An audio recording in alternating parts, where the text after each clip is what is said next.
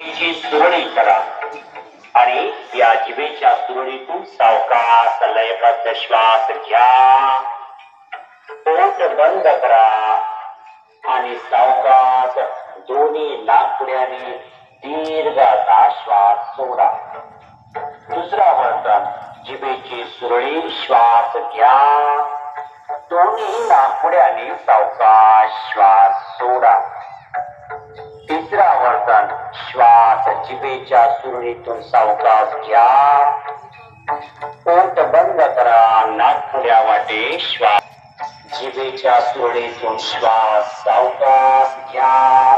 पोट बंद करा.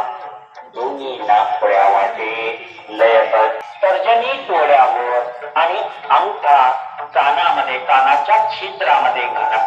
अशा प्रकारे षण्मुखी मुद्रा करून आपण भ्रामरी प्राणायाम करणार आहोत. सावकाश आपण श्वास घेऊन भुंग्याकरता आवाज करणार आहोत. श्वास घ्या.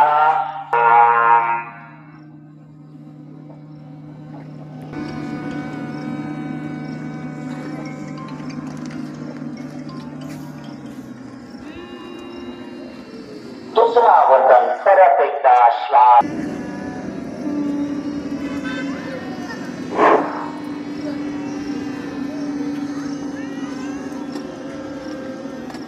षण्मुखी मुद्रा सोडा. दोन्ही हात दोन्ही गुडघ्यावर. स्वस्थ शरीर.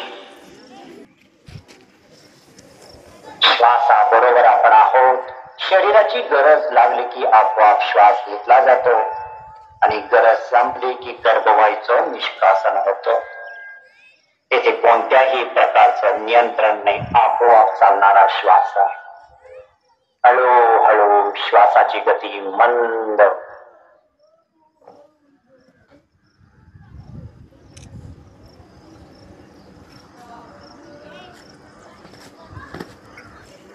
या अवस्थेमध्ये आपण काही क्षण बसून राहायचं आहे.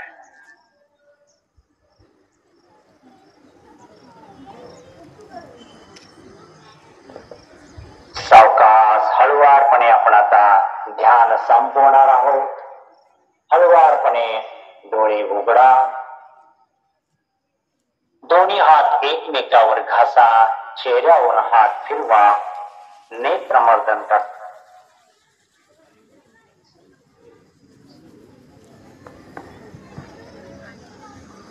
संकल्प.